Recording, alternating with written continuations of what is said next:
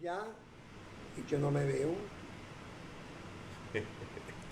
Dame buscarme porque ok, aquí está en vivo. Ok.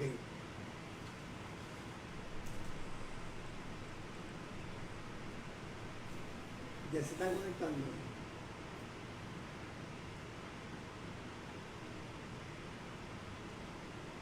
Sí. José Santo y Graciela, bienvenidos. Qué bueno que ya se conectaron.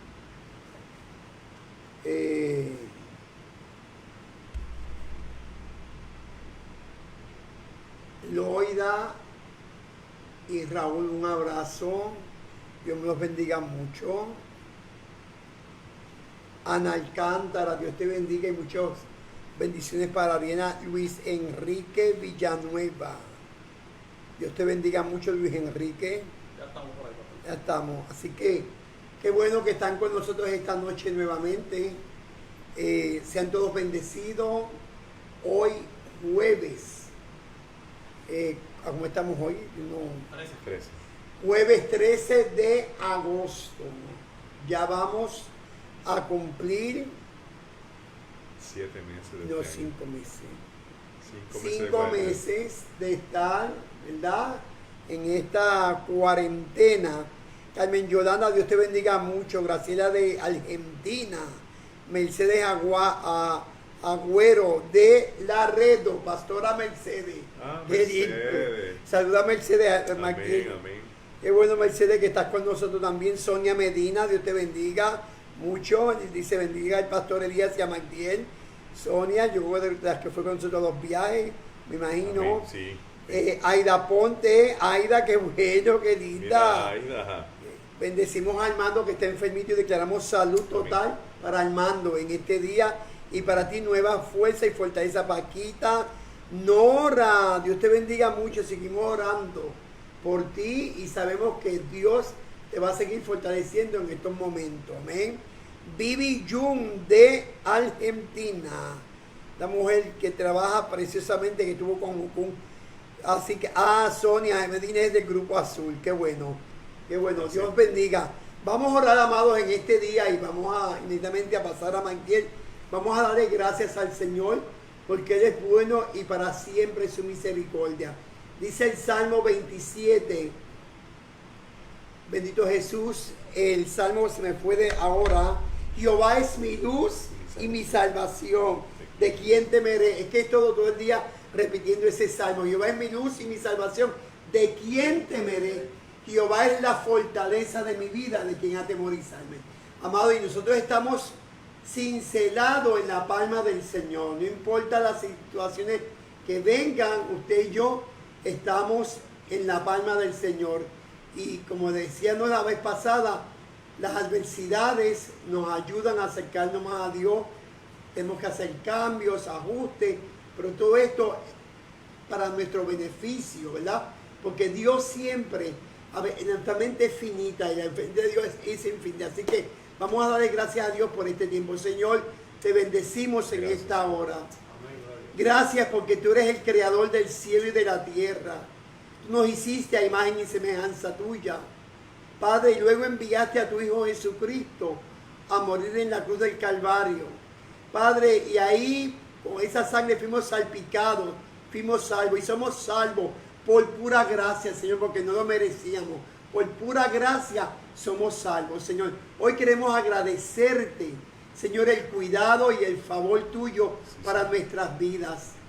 Tú has estado con nosotros en todo este tiempo y siempre has estado y siempre vas a estar, Señor, hasta que vengas a recogernos, a que vengas a levantar este pueblo, Señor amado.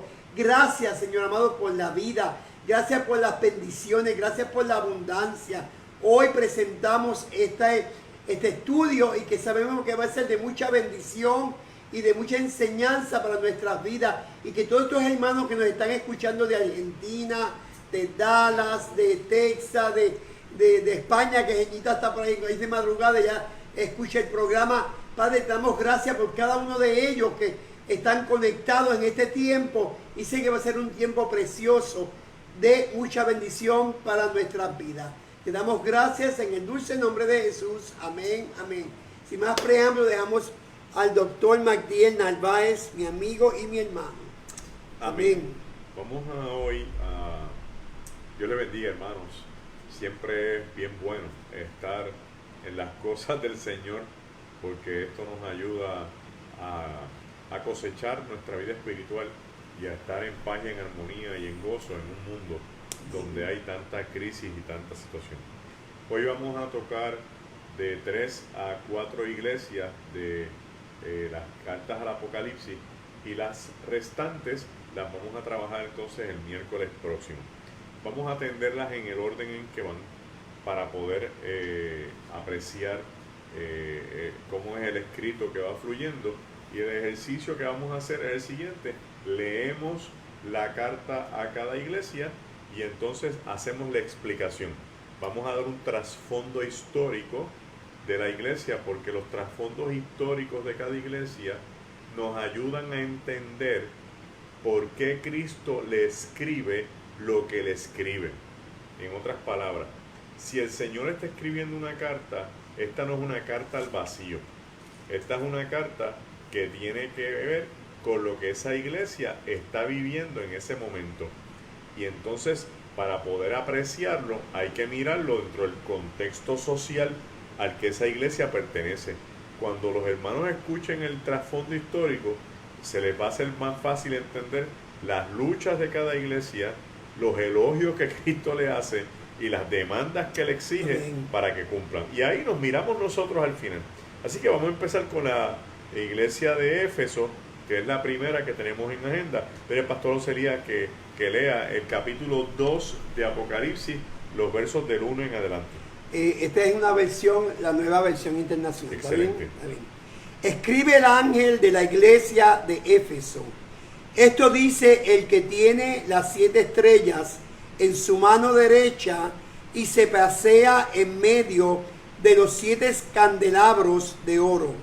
Conozco tus obras, tu duro trabajo y tu perseverancia. Sé que no puedes soportar a los malvados y que has puesto a prueba a los que dicen ser apóstoles, pero no lo son.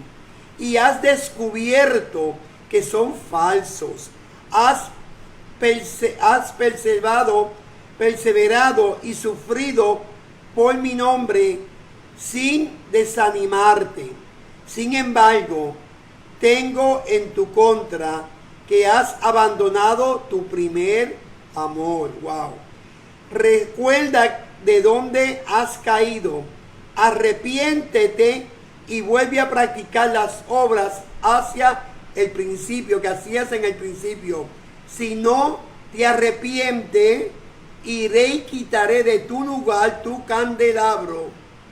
Pero tienes a tu favor que aborreces las prácticas de los nicolaitas, las cuales yo también aborrezco. El que tenga oído, oiga lo que el Espíritu dice a las iglesias. Al que salga vencedor, le daré derecho a comer del árbol de la vida que está en el paraíso de Dios. Excelente. Si uno busca un libro de historia antigua, va a encontrar que la ciudad de Éfeso era la ciudad más importante de toda la provincia de Asia, de toda la provincia romana de Asia. Éfeso se estima que tenía cerca de 250,000 de habitantes en el país. 250,000 son 250,000 ciudadanos, eso es mucho para aquella época. Tenía 3 templos importantes. Un templo para la diosa Diana, que cuando leemos el libro de los Hechos nos encontramos de la lucha que hay con los trabajadores de medallas y de los pequeños templos de Diana, que se les está cayendo el negocio porque la gente se está convirtiendo al evangelio y ya no quieren comprar porque eso es idolatría. Y denuncian en la ciudad de Éfeso a los creyentes y le piden al apóstol Pablo que se vaya, que no vaya a la ciudad, que se vaya, para evitar, ¿verdad?, una mayor controversia. El segundo templo se lo dedicaron a una diosa griega llamada Artemisa. Artemisa es gemela con un dios que se llama Apolos. Entonces, en Mileto, que también está en Turquía, está el templo de Apolos, enorme, inmenso, las ruinas que quedan, y en Éfeso estaba el templo de la diosa Artemisa. Para que los hermanos sepan de qué estamos hablando, el templo de Artemisa era una de las grandes maravillas del mundo antiguo. Hoy lo que queda es una sola columna, pero en aquel entonces era que se veía desde el puerto, según la antigüedad. Y tercero, habían construido un templo en honor a Augusto César, el emperador, donde se hacían lo que se llama los cultos al emperador. Así que esta ciudad ya tiene, en términos religiosos, una situación intensa, porque tiene de un lado los seguidores de Diana, los del culto de Artemisa, los del culto al emperador, más le añadimos algunas cositas adicionales. Tenía una de las bibliotecas más grandes del mundo, la biblioteca llamada Biblioteca de Celso, impresionante por demás, que competía con otra biblioteca que había en Pérgamo, que es otra de las iglesias que vamos a estar mencionando. A consecuencia de ser una ciudad importante para el Imperio Romano, la actividad económica era esencial y había presencia de grupos étnicos de todas las partes que convergían allí por el elemento económico, entre ellos, ¿quiénes sobresalían? Los judíos. Pablo, en el libro de los Hechos, capítulo 19, es el fundador de la iglesia en la ciudad de Éfeso. Y estando en Éfeso, Pablo escribió la epístola a los Gálatas, la epístola de Primera y Segunda de Corintios, y se cree también que estando preso en Éfeso, escribió las epístolas de Filipenses y la epístola de Filemón. En Éfeso se practicaban las artes mágicas.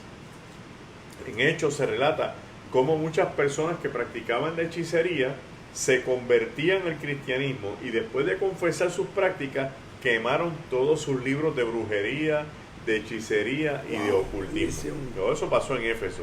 Ahora bien, con este pequeño trasfondo, hay más, ¿verdad? Pero esta es la síntesis del trasfondo. Jesús le escribe a la iglesia de Éfeso y le dice que Él es el que tiene las 7 estrellas y se pasea entre los 7 candelabros. Vamos a mirar entonces ya ese verso 1, de qué estamos hablando. Las 7 estrellas, que el libro Apocalipsis está lleno de símbolos. Las 7 estrellas son los 7 pastores. Y Él tiene los 7 pastores en sus manos. Yo tengo los 7 pastores en mi diestra. Y me paseo entre los 7 candelabros, que son las 7 iglesias. Vamos a notar, José Elías, que aquí el Señor quiere establecer quién es el dueño. ¿Quién es el Señor? Yo soy el Señor de los pastorados. Yo soy el Señor de las iglesias. Amén. Y por esa autoridad, Él puede reclamar, traer a cuentas aquello que está mal. Nosotros a veces pensamos que porque vivimos en una gracia, Dios no tiene la capacidad ni la autoridad de ajustar cuentas con nosotros, ni de llamarnos delante de Él a decirnos, mira, esto está mal, tú tienes que enderezarte, tú tienes que arreglar tu vida. El Espíritu Santo nos llama a cuenta y la iglesia no puede estar dormida con respecto a esto. Más adelante un detallito interesante sobre lo que Él le dice a esta iglesia con respecto si no te endereza, para que lo volvamos a retomar. Entonces, cuando dice yo me paseo entre los 7 candelabros, me trae siempre a la memoria, y lo tengo aquí escrito, de el paseo del Espíritu en el Edén. Dios se pasea. Y especialmente Dios se pasea cuando Adán había pecado y estaban tapándose de la desnudez. O sea que Dios se pasea cuando algo no está bien para poder arreglarlo y traerlo a su presencia. La mirada de Cristo a las iglesias es una mirada inquisidora. Cristo está mirando con amor, pero está mirando aquello que está mal para enderezarlo, porque esa es su iglesia. Dice esta epístola, y es la única carta de las 7 iglesias donde se repite 2 veces la palabra paciencia. Tú has trabajado arduo y con paciencia. Y dice que admira su perseverancia y vuelve y tienes paciencia. Esto implica que es una iglesia que ha pasado por mucha prueba, porque la presencia de paciencia es el resultado de haber pasado una prueba y prevalecido. O sea, la paciencia es un fruto del Espíritu, pero viene a consecuencia de las luchas que uno vive, de las crisis que uno vive, donde tú tienes dos opciones: o te desesperas y cometes disparate, o esperas y aprendes a tener paciencia. Por eso es que Pablo dice, la prueba produce paciencia. Quiere decir que esta es una iglesia que ha tenido sus encontronazos, pero ha logrado trabajar arduamente, ha sido perseverante y ha tenido paciencia. Mira qué cosa sería. Hasta ese verso 2, tú dices, esta es la iglesia que yo quiero estar. Esta iglesia perfecta, ¿verdad? Pero el Señor le dice, pero tengo algo contra ti. Has olvidado tu primer amor. Y cuando el Señor habla de ese primer amor, está hablando de que posiblemente la iglesia descuidó la doctrina original de los 12 apóstoles sobre el evangelismo, las misiones y la esencia de la iglesia, que es que la gente se amen unos a los otros y que seamos solidarios. ¿Por qué ocurrió esto en la iglesia de Éfeso? Bueno, pues hace un minutito atrás le estoy diciendo que esta es una iglesia poderosa económicamente, que hay un elitismo, que hay mucho elemento étnico, y la iglesia absorbió la mentalidad de la sociedad y la trajo a la convivencia de la iglesia. Entonces el elitismo social se metió en la iglesia, el elemento étnico se metió en la iglesia, y si olvidas el amor primero, entonces no vas a ver a tus hermanos con el elemento de igualdad, de solidaridad y de empatía que Cristo quiere que tú mires. Entonces la iglesia se convirtió en una iglesia de desiguales.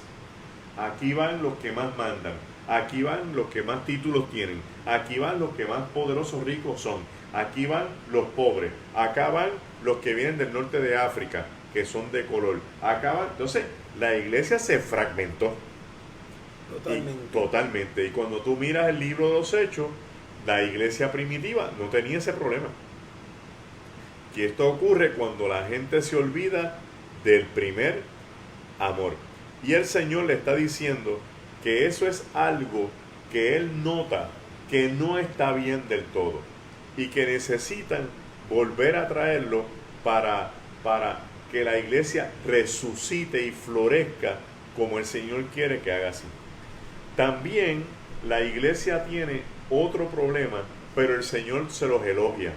Dice, aunque tienes ahí a los nicolaitas. ¿Y quiénes son los nicolaitas? Que mucha gente se pregunta. Los nicolaitas son un grupo de judíos que querían espiritualizar el mensaje del evangelio para asociarlo con el imperio.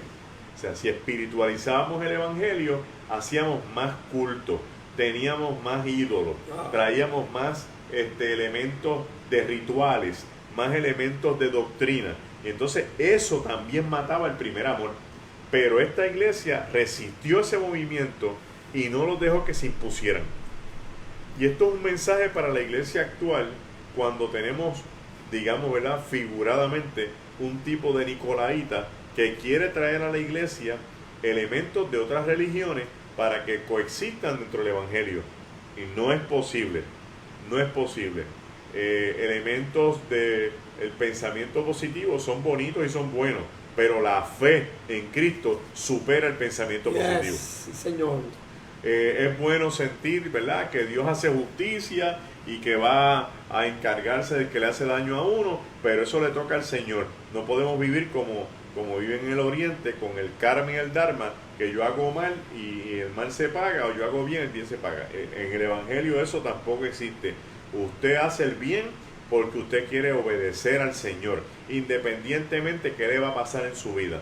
porque no podemos tener esta garantía de que yo me voy a portar bien para nunca enfermarme. Me voy a portar bien para prosperar. Me voy a portar bien para que Dios me bendiga. Me voy a portar bien. No, porque entonces no te estás portando bien por amor. Te estás portando bien por conveniencia. Eso. Y yo necesito portarme bien, estar bien, santificarme es la palabra correcta, frente al Señor, porque eso Él se lo merece de mí, por tanto que Él ha hecho. Me importa lo que pase. Y como dice el apóstol Pablo, ¿qué me separará del amor del Señor? Amén. Amén.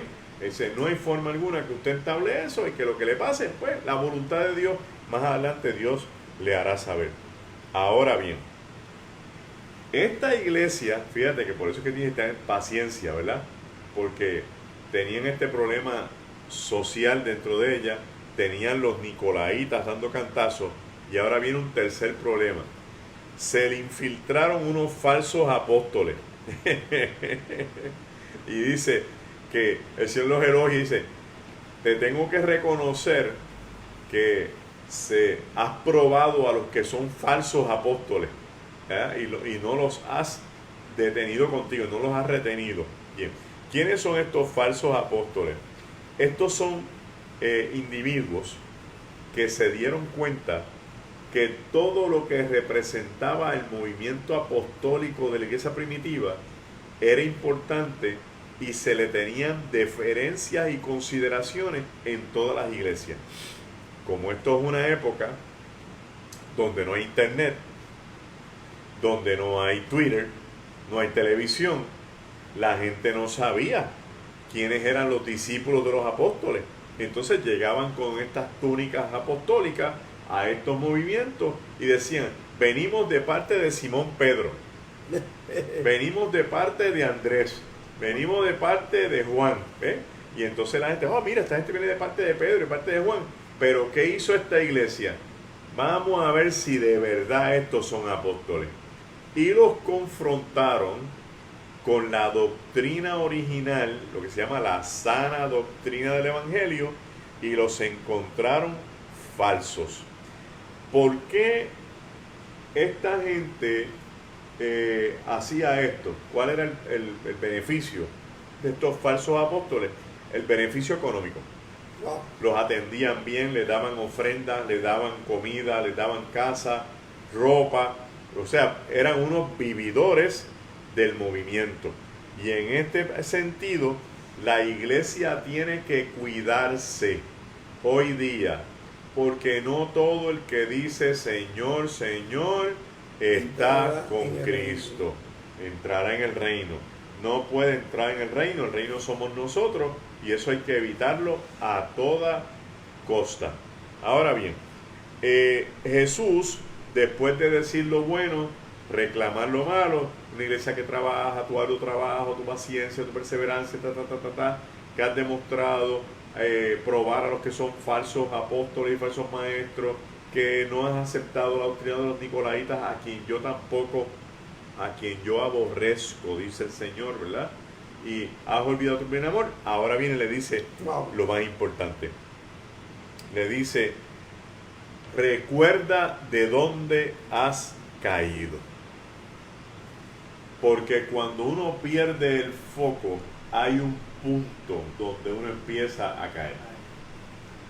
Y el Señor le dice, ve al original donde caíste y arrepiéntete. Y arrepiéntete. Y vuelve a hacer las primeras obras, que son las obras de la caridad, del evangelismo y de la misión. Vuelve a hacer las primeras obras, porque ahí está el corazón de la iglesia, realmente. Entonces, este mensaje a la iglesia de Éfeso, a mí es de lo más que me gusta, porque el Señor hace hincapié en que yo no puedo llegar aquí y decirle, ay Señor, perdóname, y aquí se acabó todo. Fíjate que Él dice, mira a ver de dónde te caíste. ¿Para qué? Para que no te vuelvas a caer. O sea, corrige las cosas desde el origen, para que no tengan más problemas. Perdón. Corrige las cosas desde la base para que puedas echar raíces y eventualmente echar ramas. ¿Qué le ofrece el Señor a esta iglesia? Dice que le va a ofrecer a comer del árbol de la vida que está en el paraíso. Este árbol de la vida no se vuelve a mencionar desde el Génesis.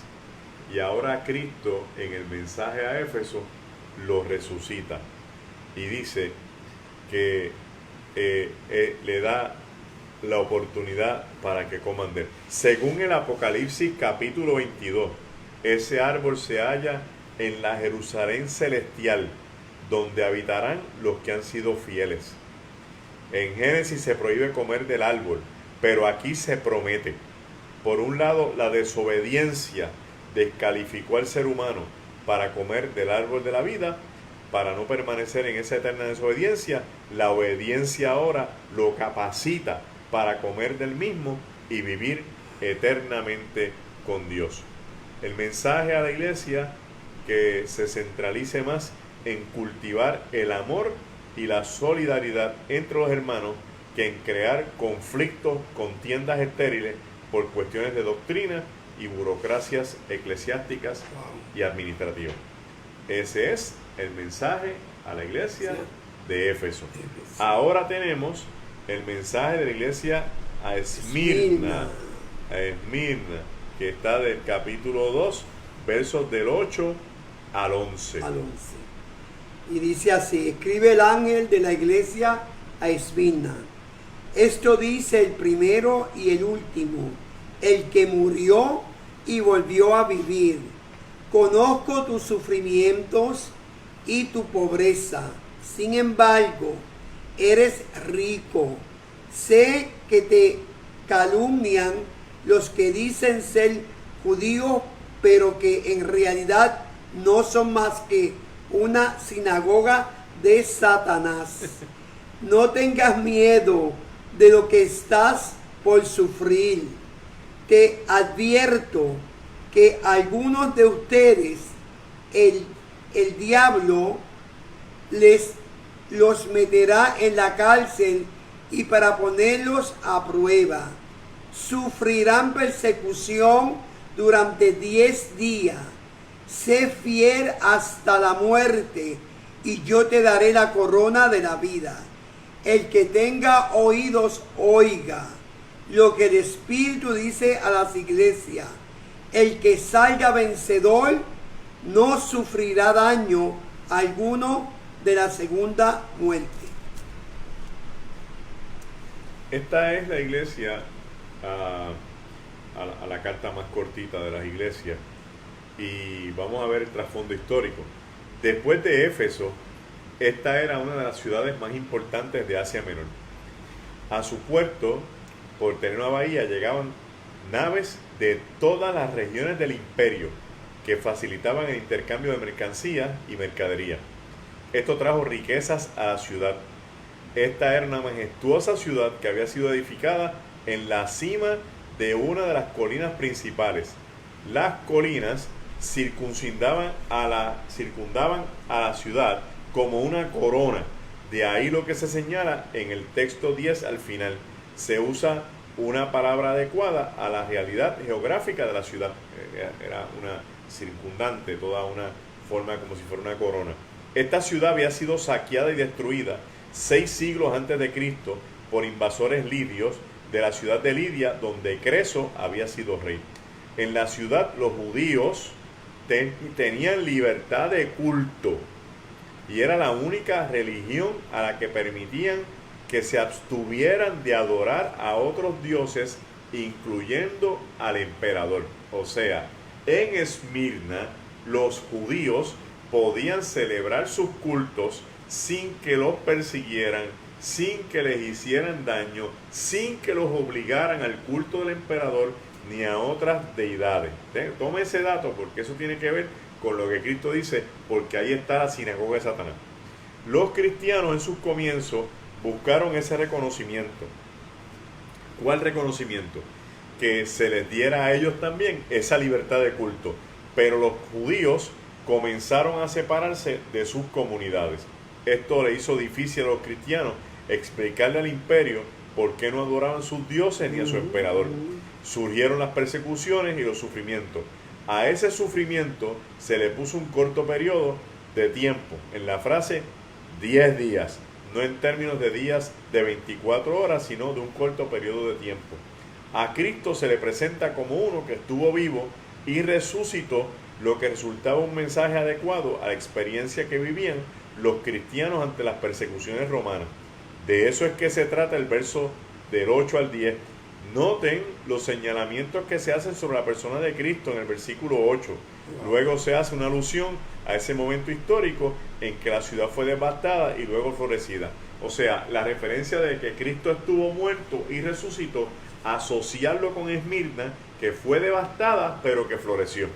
Bien, ahora bien, ¿qué está pasando aquí? El Señor hace un reconocimiento del sufrimiento de los creyentes en esta ciudad y les hace ver que Él está consciente de que lo que pasa ahí es que hay una sinagoga de Satanás. ¿Por qué Cristo hace esta mención en Esmirna? Vamos a mirarlo momentáneamente de forma histórica. Cuando Jesús desarrolla su ministerio, los primeros seguidores de Jesús son judíos, que no se convirtieron al cristianismo, sino que pensaron que Jesús era su Mesías y su Salvador. Punto. No había que convertirse, no había que crear ninguna religión, porque ellos dicen, este es el cumplimiento de la ley y de la profecía. Por eso se les hacía fácil ir a la sinagoga a hablar de Cristo, porque lo hablaban como el cumplimiento de la ley judía dentro de los textos que habían en la sinagoga. Cuando viene la dispersación judía y se riegan por todo el imperio, montan sinagogas donde quiera. En Esmirna tienen la ventaja de que las sinagogas que montan no tienen que rendirle cuenta al imperio siempre y cuando sean judíos.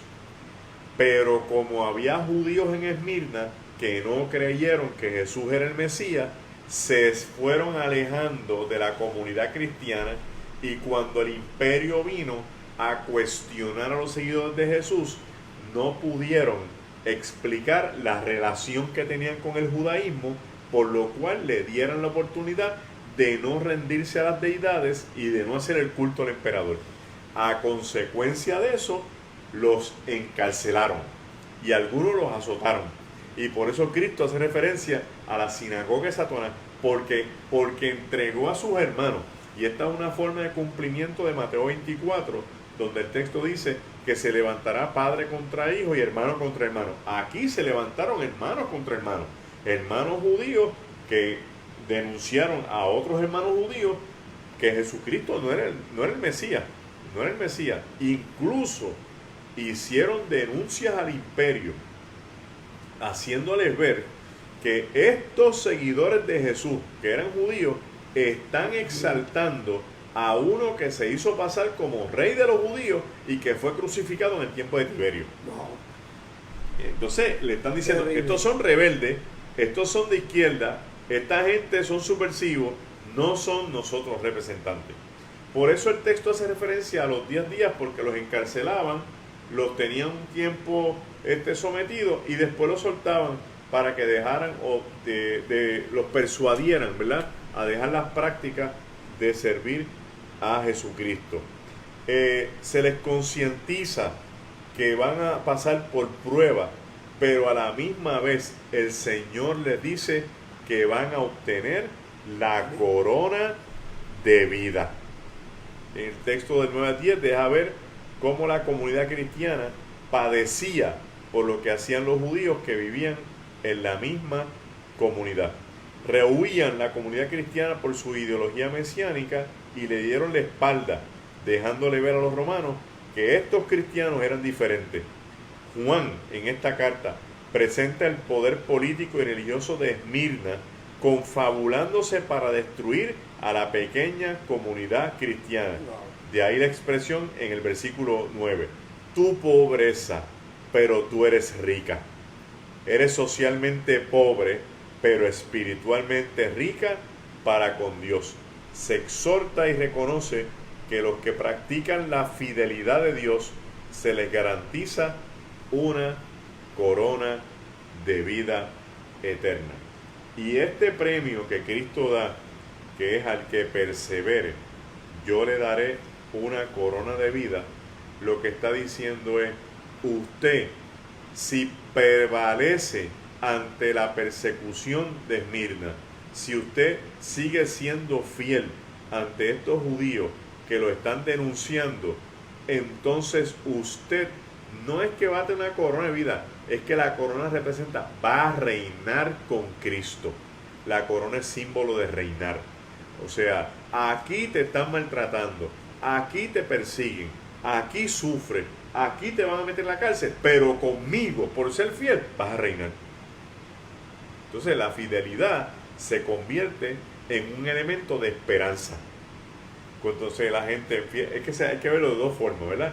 La gente dice, yo no quiero sufrir, yo no quiero pasar persecución, yo no quiero pasar prueba, yo no quiero que pase esto. Nosotros tampoco, nadie quiere eso. Pero el texto es una invitación interesante de Cristo, decir, yo te advierto que eso te puede pasar, pero si te pasa, ten fe, sé fiel, porque al final vas a reinar. Amén. O sea, si no me pasa, no hay corona de vida. Si me pasa, reino. Entonces es una motivación para estar en paz y en armonía. No para estar sufriendo, ni quejándose, ni lamentándose. Porque Cristo ya lo vio. Dice, yes, te va a pasar esto, pero quiero que sepas que si te pasa, ten fe, sé fiel, porque cuando llegues a mí, vas a reinar eternamente. Y este es un detalle que le quiero regalar a los hermanos esta noche con esta iglesia, porque el sufrimiento humano es pasajero. O sea, ¿cuántos años usted puede vivir en esta tierra? Tiene fecha de expiración. Eso tiene fecha de expiración. Aquí la mayoría de la gente de nuestro tiempo, si llegamos a los 80 años empujando, si Cristo viene antes, es mucho. ¿Cuánto usted puede validar 80 años mortales versus una eternidad sin años? De esos 80 años, ¿todos han sido de sufrimiento? ¿Todos han sido de persecución y de crisis? ¿Todos han sido de pruebas? No, hermano, mire, yo le aseguro que la mayoría de los seres humanos han vivido bien la mayoría de sus años. Eso es así. Es que no queremos sufrir. No queremos sufrir. Esto que está pasando, como que la gente se quiere morir. Porque no queremos sufrir. Y en la Biblia, en el mundo vamos a tener aflicciones. Anoche yo hablaba con el pastor Lemuel Rivera de Tampa y me decía, yo me acuerdo que cantaba, yo quiero andar las calles de oro con Jesús, pero cuando yo diga, no cuando Cristo me llame. No es tan fácil como que yo voy para allá a la milla, porque nos hemos atornillado a la vida. Y no queremos morirnos. Y esto es bueno y es chévere, oiga, pero según Cristo, esto no se compara con lo que hay para los que son fieles. Y eso es lo que el Señor quiere hacer ver. Entonces, lo más triste del mundo es que tan pronto nos pase algo que no nos gusta, se nos olvidó todo lo bueno que hemos vivido, todas las bendiciones. Y caemos en tristeza y en depresión y en quejadera y medio mundo. Y eso no puede ser, eso tiene que acabar en la mentalidad del creyente. Usted pasa el momento que tenga que pasar, oiga, pero no se olvide de los buenos tiempos que usted vivió con el Señor, recuerde las bendiciones, incluso que usted puede estar pasando un mal momento y todavía tener con usted un caudal de bendiciones que no se han ido y no se han perdido. A ver si yo tengo que decir a la gente por la radio, donde quiere que uno predica. Ve acá, ¿y cuánto vale la paz que Cristo te da? ¿Cuánto? Pone precio. ¿Cuánto vale el amor que Dios siente por ti? ¿Tú te acuerdas del corito que decía, después de la tormenta viene la calma? Todos esos coros, nosotros vamos a tener que resucitarlos, porque esos coros hablaban de la verdad. Sí. Y aquí la mentalidad de que Dios me tiene que probar para yo validar quién soy, eso no es bíblico. Dios no me tiene que probar para validar quién yo soy. Dios, si permite una prueba, es para que yo saque de mí lo mejor. Eso. Que no se puede demostrar de otra forma que no sea en medio de la crisis. La fe siempre va a estar en desafío, porque si no, no es fe. La fe siempre va a encontrar tormenta, prueba, gigante, muralla, mares rojos, ríos Jordanes, pero usted va a vencer en el nombre del Señor de una forma Señor, o de otra. Eso es. Le voy a dar un dato para que lo vaya pensando mentalmente. Cuando alguien de nuestras congregaciones fallezca y se diagnostique que lo que tenía era el COVID, no diga que murió de COVID. Diga que ese hermano venció porque se fue con el Señor. Yes. Nora, nos está escuchando. Venció esto. porque se fue con el Señor. Amén. ¿Por qué? Porque los textos bíblicos dicen que las puertas del infierno no prevalecen en contra de la iglesia. Por lo tanto, mi vida no está en manos de un COVID, ni en manos del diablo, ni en manos del mundo, ni en manos de las elecciones, ni en manos está en manos de Cristo. Ah, hermano, pero le dio COVID y falleció. Pues el COVID pudo acabar con el cuerpo, pero el hermano salió victorioso porque no pudo acabar con el alma y con el espíritu. Eso, amén. Y está en la presencia del Señor gozándose. Señor, que le dijo, mira, el cuerpo no va a dar para más. Ven, yo te quiero acá arriba. El dueño reclama a la gente. El amo reclama a su siervo. El Señor reclama a sus súbditos. Yo no tengo potestad sobre eso. Si el Señor me manda a buscar, es porque Él quiere que yo esté en su presencia. No debe haber algo más glorioso que eso. Amén. Yo no quiero que la gente se muera. A mí no me gustaría que la gente se enfermara y se muriera. Oiga, mi hermano, pero si eso es lo que pasó, Jehová dio, Jehová quitó. Jehová quitó. Sea su nombre bendito. ¿Y qué importancia? Porque más allá tenemos esperanza de encontrarnos de nuevo. Si no, entonces aquí tendríamos que buscar la forma. No te mueras, quédate conmigo, atorníllate aquí, no te vayas. ¿Por qué? Porque no te voy a volver a ver. Lo vas a volver a ver. Te vas a encontrar con Él de nuevo. Bueno, ha ido avanzando el tiempo, pero está bueno, ¿verdad? Está bueno eso, está bueno. Vamos ahora con Pérgamo. A Pérgamo. Que esta sí que Mandy va. Bueno, sí que Mandy va. Dice, escribe el ángel de la iglesia de Pérgamo. Esto dice el que tiene la aguda espada de dos filos. Sé dónde vives, y allí donde Satanás tiene su trono. Sin embargo, sigue fiel a mi nombre. No me renegaste de tu fe en mí, ni siquiera en los días en que Antipas, mi testigo fiel, sufrió la muerte en esa ciudad donde vive Satanás. No obstante, tengo unas cuantas cosas en tu contra, que toleras ahí a los que se aferran a la doctrina de Balaán, el que enseñó a Balac a poner tropiezos a los israelitas, incitándoles a comer alimentos sacrificados a los ídolos y a cometer inmoralidades sexuales. Toleras asimismo a los que sostienen la doctrina de los Nicolaitas. Por lo tanto, arrepiéntete, de otra manera iré pronto a ti para pelear contra ellos con la espada que sale de mi boca. El que tenga oído, oiga lo que el Espíritu dice a las iglesias.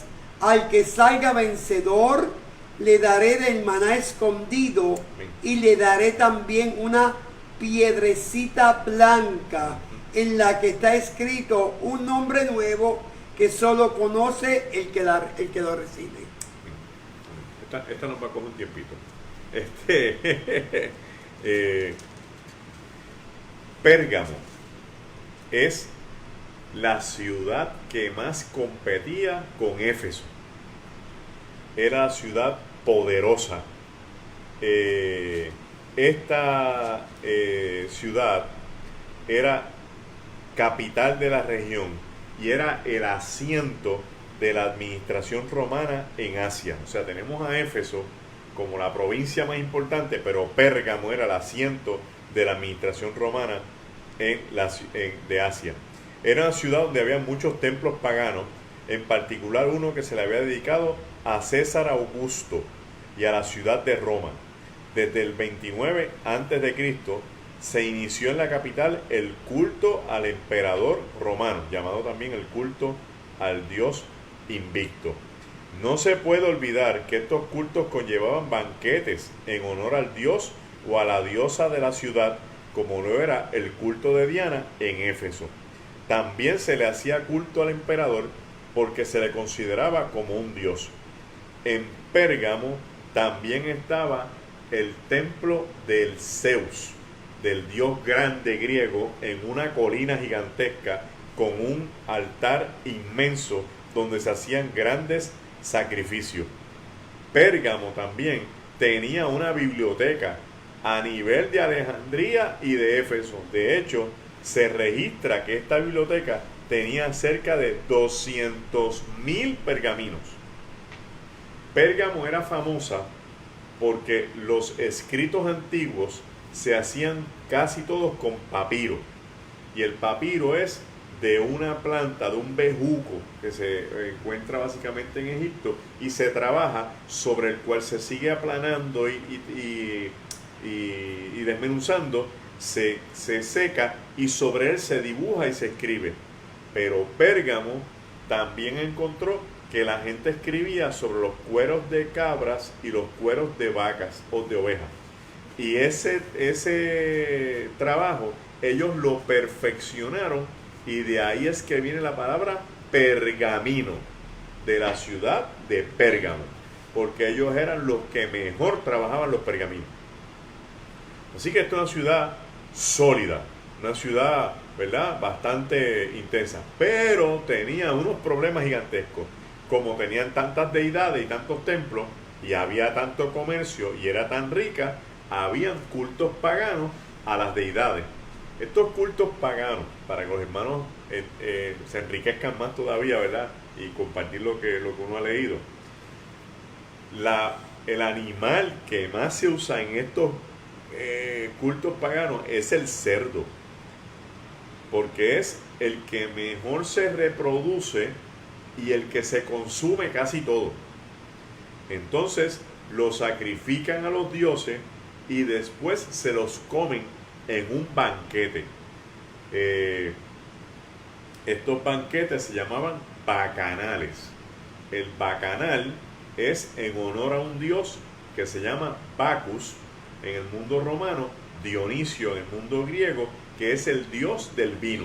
Entonces se sirve vino y de ahí surge el dios del teatro. Dionisio también el dios del teatro, porque la gente bebe vino y ahí tienen la cara alegre, cuando se vuelven felices, y después que se dan 4 botellas, la resaca de la destrucción, y ahí viene la cara triste, que son las dos caras del teatro, antes y después del vino. Bien, estos bacanales, el problema que había era que se invitaba a la fiesta a todo el mundo para que comieran del banquete. Entonces ya se le había dicho a los judíos y a consecuencia a los cristianos que no comieran comidas a sacrificios de ídolos. Y es aquí el problema principal que tenía la iglesia de Pérgamo. Vamos a ver. Entonces, cuando Sí. se habla de comer comida sacrificada a los ídolos, se refiere a eso. A eso mismo, porque después se repartía como si fuera un banquete. Entonces, si tú estás pasando hambre, pasas por allí y te daban comida, te daban un cacho de pernil con legumbre, con verduras, y tú, chacho, imagínate, asado, porque eso es asado prácticamente, y tú dices, esto es filete miñón, y te lo comes, y era una comida sacrificada a un ídolo. Bien, en el caso de los judíos, el mayor problema es que el judío le saca toda la sangre al animal antes de comérselo, para no comer sangre, por eso lo desangran. Pero esta gente, la sangre es parte del sacrificio y el animal se cocina con la sangre. Entonces lo hacía más grave todavía, o sea, peor. Vamos a enumerar las cosas y vamos a empezar con lo que dice Cristo, que es el que viene a él con la espada aguda de 2 filos que sale de su boca. Eso significa juicio. Esa espada es la palabra que confronta, la palabra que te dice 2 filos, qué está bien y qué está mal, y que tú tienes que ubicarte en las cosas verdaderas. Esa misma espada es la que sale cuando él viene cabalgando el caballo blanco en el capítulo 19 contra todas las naciones. Dice, y vi un jinete cabalgando un caballo blanco y en uno de sus muslos decía que este es el verbo de Dios, el rey de reyes. Y este jinete es el fiel y verdadero. Y de su boca sale una espada de 2 filos. Que vuelve y se repite en el Apocalipsis. Porque ese regreso de Cristo es un regreso de juicio contra las naciones. Aquí es contra una de las iglesias. Y quiero volver y recalcar, no se duerma en los 3 segundos pensando que el Señor no tiene la capacidad y la facultad de llamar a capítulo al que está mal, para que se enderece. Este asunto de esta permisología de la gracia, de seguir pecando sin que nadie lo llame a capítulo, ese no es el Señor, porque el Señor no aguanta el pecado. Y el apóstol Pablo dice, seguiremos pecando de tal forma que sobreabunda la gracia, dice el apóstol, en ninguna manera. Tienes que buscar la forma de crecer. O sea, Dios puede llamar a la iglesia a una pequeña confrontación tipo juicio, no para juzgarla, pero sí para confrontarle y decirle, esto está mal y tú no lo puedes hacer. ¿Qué pasa con la iglesia de Pérgamo? Lo primero, que tienen lo que se llama extrema tolerancia. ¿Por qué? Porque toleran gente cristiana que está en su comunidad, que participa de las actividades idolátricas y de los banquetes. Y el Señor le está diciendo, pero ¿por qué tú toleras eso? O sea, llámales la atención, no le pases la mano, no permitas que eso suceda y hazte de cuenta que no está pasando nada. Y eso es un mensaje para la iglesia de hoy. Nosotros amamos al pecador, nosotros amamos a la gente como son, pero no podemos permitirle que se perpetúen sus conductas pecaminosas porque su final es destructivo. Entonces, una iglesia que no predique arrepentimiento, que no predique santidad, que no predique que la gente entre en los carriles correctos con el Señor, es una iglesia que no está haciendo su trabajo y está permitiendo mera tolerancia para que la gente haga todo lo que quiera. Y no perder gente. Y no perder, no, hermano, porque es que la gente se nos va. Esa frase hoy día se llama hablar políticamente correcto. Dilo bien, dilo suave, dilo con amor, dilo, porque si yo estoy en una congregación y la pastora predica y yo me molesto, no me estoy molestando por lo que ella dijo, me estoy molestando porque dentro de mí hay algo que no está bien y por eso me molesté. O sea, cuando la gente se molesta con un mensaje del evangelio es porque hay algo dentro de ellos que no está bien y la palabra como una espada lo cortó. Por eso es que él dice que viene como una espada de 2 filos. Lo segundo que está pasando con esta iglesia es los desafíos que tiene con la doctrina de Balaán. O sea, que no es meramente que tiene gente que practica, sino que está cediendo ante gente dentro de la iglesia que los persuade a practicar y no hay quien los detenga.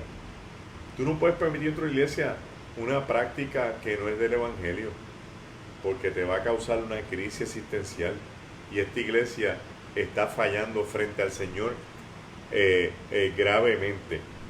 Hace referencia a unos pocos desleales e infieles que mezclan costumbres paganas de sacrificar comida a los ídolos y participar de esas comidas. Y también en estos se cometían fornicación y adulterio, que son las prácticas sexuales a las que hace referencia Cristo en la carta. ¿Qué pasaba?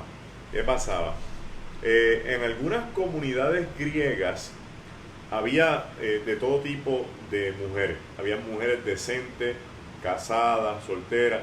Había mujeres que eran prostitutas, que vendían su cuerpo para sacar dinero a cambio de la prostitución. Habían mujeres que eran sacerdotisas, que trabajaban en los templos y después de trabajar en los templos tenían prácticas sexuales con los que practicaban la idolatría, y tenían entonces las concubinas, que eran las mujeres de los sacerdotes. Todo ese tipo de dinámica se daba en estas ciudades. Cuando la gente llegaba a estos cultos paganos idolátricos y después a estos banquetes donde se servía exceso de vino, terminaban en prácticas de orgías sexuales donde la gente estaba haciendo intercambios hasta con pareja, porque era parte de la actividad social que se daba después del banquete. Grave, grave, grave. Entonces algunos cristianos, ¿verdad? Pues se iban al banquetito y allí hacían su otro banquete. Y el Señor los está mirando. Note usted que la iglesia no hizo nada, pero el Señor los está denunciando, dando a entender que si se nos pasa a nosotros, al Señor no se le va a pasar. Esto en la cultura judía significa doble adulteración, doble fornicación. ¿Por qué? Porque estás adulterando y fornicando espiritualmente y carnalmente. Espiritualmente porque estás atendiendo otros dioses, otras deidades, físicamente porque tu cuerpo está siendo un objeto sexual para ese tipo de actividad. Y el Señor está diciendo, tienes que parar, esa práctica no puede seguir adelante. ¿Por qué no podían seguir adelante con esa práctica sobre todas las cosas? Bueno, primero que nada, porque los nuevos creyentes podían creer y entender que eso era parte del culto cristiano. Entonces, por un lado se evangeliza y por otro lado la gente se va por el fregadero. Dicen, no, pues, el evangelio es lo mejor del mundo, lo mejor de todos los mundos. Yo me convierto a Cristo, soy salvo, voy a los cultos paganos, allí me jalto del banquete de las comidas de los ídolos y después tengo sexo con toda la gente que esté allí. Y el Señor está diciendo, no, eso no es así. En ningún sitio en la Biblia dice que eso es así. Y entonces le está diciendo que tiene que reconocer estas cosas que están mal y arrepentirse. Lo otro que plantea es que le reconoce, le dice, mira, pero te voy a reconocer que como quiera que sea, la mayoría de ustedes me ha sido fiel. ¿Pero en qué momento? Cuando Antipas, un mártir de la iglesia, fue arrestado y ejecutado por el imperio. Entonces, ¿por qué? Por ser seguidor de Cristo. ¿Por qué? Por oponerse a las prácticas idolátricas, por oponerse a las prácticas sexuales, por oponerse a participar de los banquetes. Y entonces lo arrestan y lo ejecutan. Y esta iglesia, los que eran fieles, se mantuvieron firmes en respaldo y solidaridad a este mártir. ¿Por qué es importante eso, José Elías y Ariel y los hermanos que nos escuchan? Porque ser fiel en la bonanza y en la prosperidad es fácil. Pero cuando tú ves que uno de los tuyos lo están apretando para que niegue a Cristo, si no, lo van a ejecutar, y tú ves que ese individuo, su fibra, su columna vertebral, no cede, no dobla, no negocia y está dispuesto a perder la vida, y la iglesia se solidariza con él, entonces de verdad tú estás respetando lo que tú crees.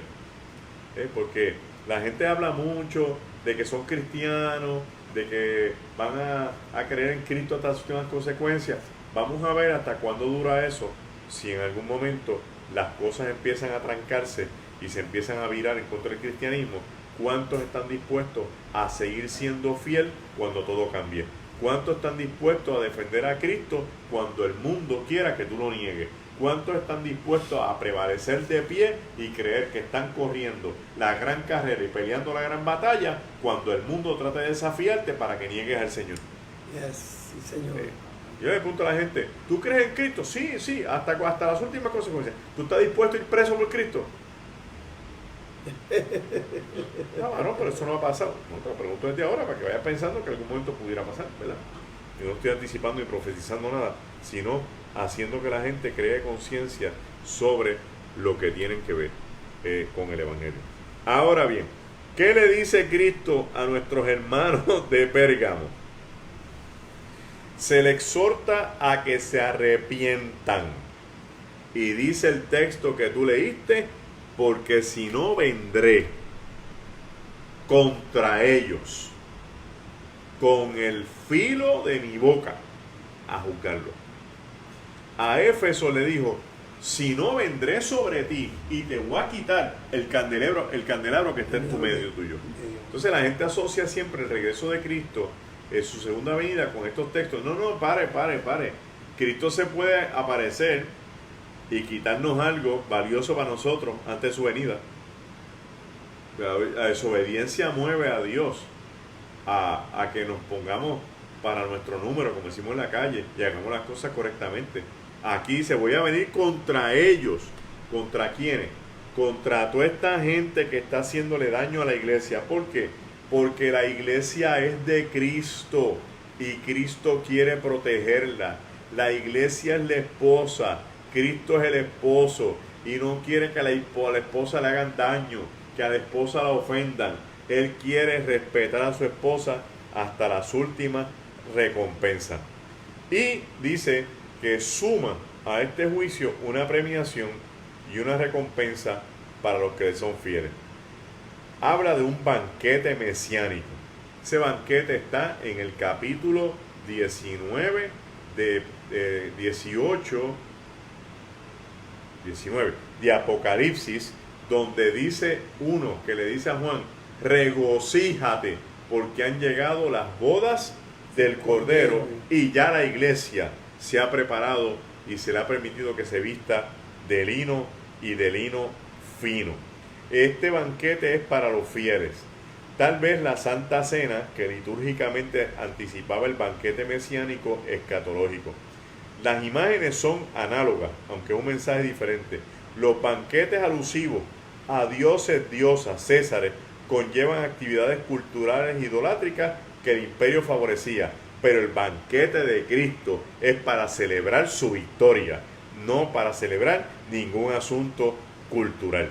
El banquete prometido en esta carta es uno celestial y se va a enviar la invitación de la siguiente forma.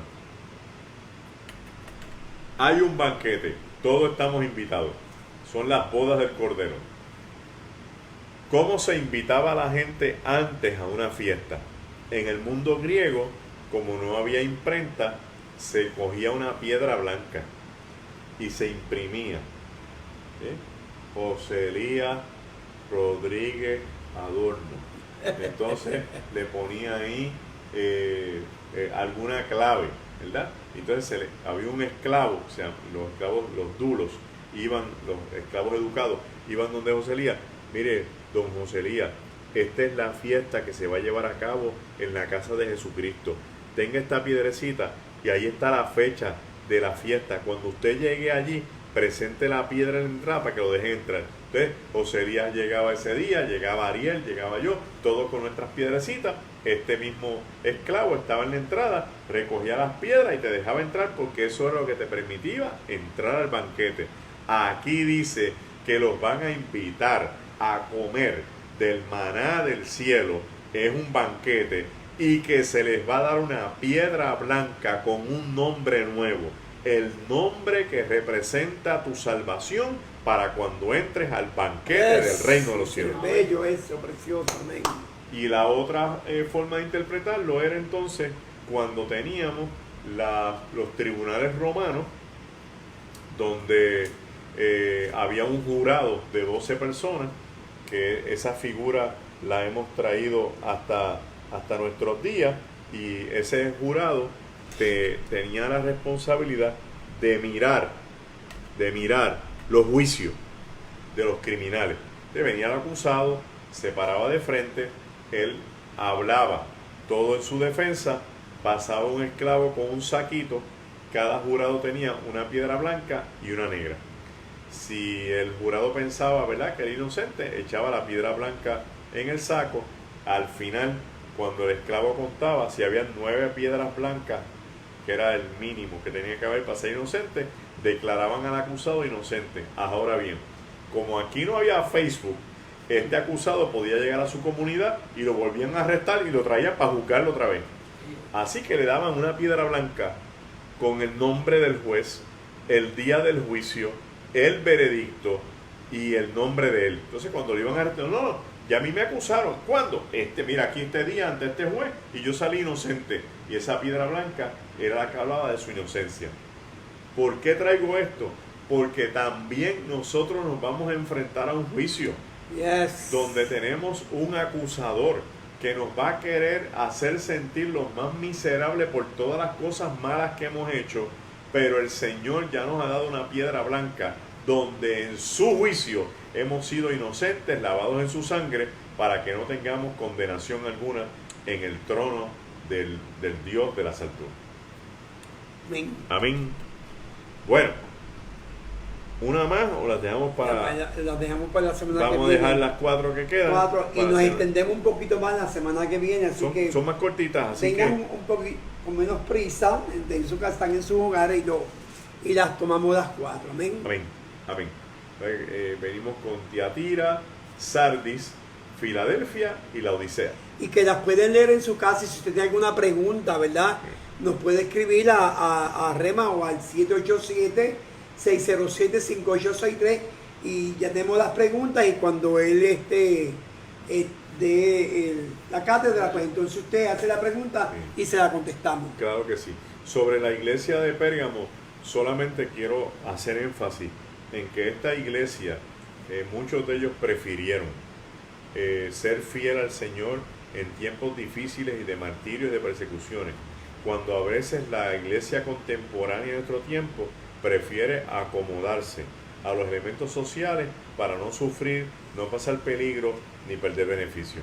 Tenga cuenta con las alianzas que usted hace con el mundo, negando al Señor. No niega al Señor, porque el Señor nunca te va a fallar, nunca te va a dejar solo, nunca te va a desamparar y nunca va a dejar de proveerte. Eso es. Amén. Eso es. Mejoramos, amado. Amén. Vamos a orar por todos los hermanos, incluimos los hermanos enfermos, y queremos decirles que el viernes están los jóvenes con su Zoom, el domingo nuestra reunión a las 9 y a las 10:45, ¿verdad? Así que vamos a estar pendientes, y los que no fueron a votar, ¿verdad?, pues que vayan a votar. Y los que no pudieron votar, pues este próximo domingo son las primarias, las restantes, y es importante que usted vaya a votar. Estamos en un momento bien de mucha transición, de mucha situación, y usted debe de ir, ¿verdad?, según, ¿verdad?, sus inclinaciones o lo que el Señor ponga en su corazón, usted ir y dar ese voto. Amén. Fernando estaba viendo el video. Fernando, qué bueno que está. Fernando, te amamos y te voy a tirar al medio. Fernando se me fue de viaje, tiene que hacerte la prueba del coronavirus y salió negativa, y la así que está sanito. Amén. Así que el lunes va a estar predicando en el memorial de nuestra querida Nora. Digo, de Rolando, ¿verdad? Por eso de tu hermana Nora. Así que te bendecimos, Fernando. Dios bueno, Dios de amor, Dios de paz, Dios fiel. Gracias por esta oportunidad y este tiempo hermoso aquí en casa de tu hijo José Elías, con la compañía, el apoyo técnico de nuestro hermano Ariel y la presencia de tantos hermanos a través de estos medios en diferentes partes del mundo, Señor, porque tu iglesia no es regional, tu iglesia es mundial y universal. Gracias por la palabra que hemos impartido en esta noche que esperamos que tu Espíritu Santo la tome y la lleve a cada mente y a cada corazón, transformando nuestras vidas, no en lo que queremos, sino en lo que tú quieres que seamos para tu gloria y para tu honra. Señor, bendice a nuestra hermana Nora en esta noche en particular, para que seas con ella. Abrázala, Señor, dale paz a su corazón y permite que todas aquellas personas que estén pasando por situaciones difíciles, cuesta arriba, momentos duros, todos los enfermos, Señor, todos los que estén necesitados, los estamos poniendo delante de tus manos, para que con el poder de tu Espíritu Santo en esta noche, unción fresca y nueva caiga sobre tus hijos y tus hijas. Que se revuelque en nuestras entrañas, en nuestros pensamientos, por el poder que el Espíritu Santo derrama sobre tu iglesia en este y en todo tiempo. Tomamos control, poder y autoridad sobre el mundo de las tinieblas. Tomamos poder y autoridad sobre todo aquello que quiera hacernos daño. Rompemos toda traba del enemigo de las almas, todo pacto satánico y todo aquello que quiera hacernos daño en el nombre de Jesucristo. Porque la iglesia prevalece a pesar de los tiempos, en todo momento, porque tú así lo has provisto. Te pedimos, Señor, que bendigas la iglesia esta noche, que le permitas un descanso glorioso, que si viene hoy nos vayamos Señor, contigo, amado, y que si no, mañana sea un día nuevo, gloria para darte gloria, honra Señor, y alabanza. amén, En el nombre de Jesús, bendice la iglesia en el mundo entero. Amén. Amén. Amado, estamos en un tiempo que yo pongo en el chat de orar. Ore, este es el tiempo de orar. Yo ayer tenía una necesidad tan grande de adorar y fui, como la iglesia es grande, me fui a la senda antigua y allí adoré, levanté las manos, me postré porque necesitaba que estar con los hermanos, ¿verdad? Guardando uno siempre, ¿verdad? La distancia, y todo eso, el protocolo. Yo sé que ustedes muchos no pueden venir, pero en su casa, amado, encienda un CD, póngase a cantar, saque un tiempo con su familia para orar. No se seque espiritualmente, porque usted cuando viene, en la iglesia es su casa. Usted está con su familia, saque ese tiempo para orar y para adorar y para leer la palabra. Eso le va a fortalecer a usted en este tiempo. Amén. Tienen que hacerlo, no es que deben, es que tienen que hacerlo.